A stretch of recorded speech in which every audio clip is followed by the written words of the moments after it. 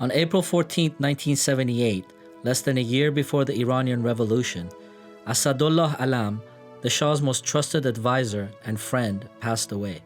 The cause of his death, ironically, was cancer of the blood. Alam's death, particularly dying of the same illness, immensely weakened the Shah, both physically and emotionally. Basically, the Queen took over, and they always believed that the Shah is very much hated, the Queen is very much loved, and so if the Shah goes, they can take over, and they never put any value on religion. With the backing of a small obscure committee created to counsel the Queen a few years earlier, the ailing king's condition paved the way for the Empress Farah to begin making critical national decisions. They released all the communists, all the prisoners, and they put their own people in jail. This is Mrs. Farah's doing. I said, if you think this lady, that means our Queen, or your son, could take your place, I'm sorry to say you're mistaken. If you go, everything would fall down. It probably would be blood in the streets. If you go, all the people who has served you with their heart and loyalty, they would be those who would not say good thing about it. I think most of it was Queen and her entourage. I really think those days, those decisions were imposed on the Shah, and it wasn't him who had taken the initiative. Betrayed by friends at home and abandoned by allies abroad, the Shah was faced with a country on the brink of collapse. At the time that the Shah was meeting his new civilian government this past weekend, he was aware that the U.S. had made its decision. It was a subtle decision. It did not constitute a public disavowal of the Shah, nor in any way call for his abdication. The decision was simply to instruct U.S. Ambassador Sullivan that the next time the Shah asked for advice on whether or not to take a vacation, the advice should be, by all means, yes. This was done in the full knowledge that if the Shah leaves, he may never get back.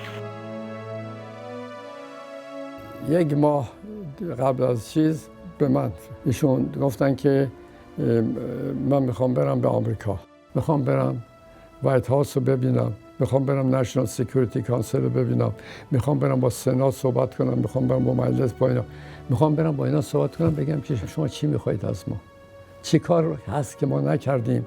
چی کار هست که میخواید ما بکنیم برای شما؟ به ما بگید که ما به این وضع خاتمه بدیم. شما بگید یه راه حلی فکر کنید، وگرنه اگه ما بریم، اگه ایران بره، خاورمیانه به هم خواهد خوردش.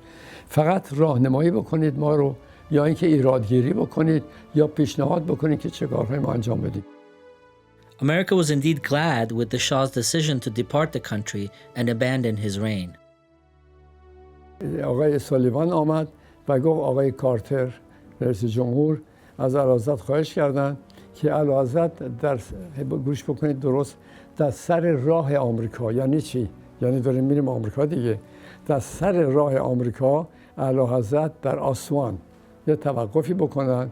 فورد رئیس جمهور سابق آمریکا اونجا خواهد بود و با فورد و سادات اعلیحضرت 2 روز یه مذاکراتی راجع به کمپ دیوید در اونجا انجام دادن. He was under the impression when he left Tehran that he was going to be going to the United States, where living arrangements had already been arranged. He should not have listened to the American or the British ambassador.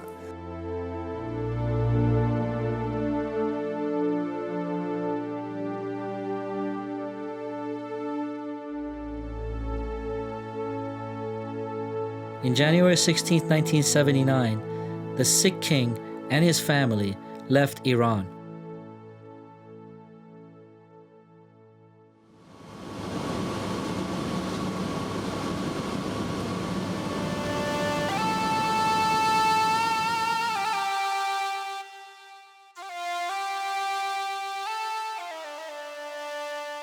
Not trusting his pilot, the Shah himself flew the royal family 707 to Aswan, where he met his old friend, President Anwar Sadat. He received the royal treatment with a 21-gun salute and honor guard. but the king's mood was somber.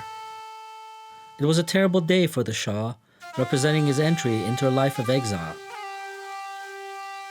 As the Shah stayed in a grand hotel suite on an island in the middle of the Nile River, back in Iran, people were on the streets in the millions, rejoicing in his departure and celebrating Khomeini's victorious return.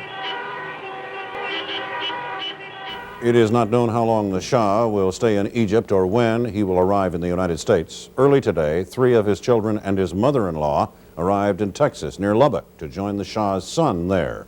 It is believed that the Shah and his family will take up temporary sanctuary in the Palm Springs, California estate of publisher Walter Annenberg, where the Shah's sister and mother now are staying. The Shah had lost his throne, but the crisis of Iran was just beginning.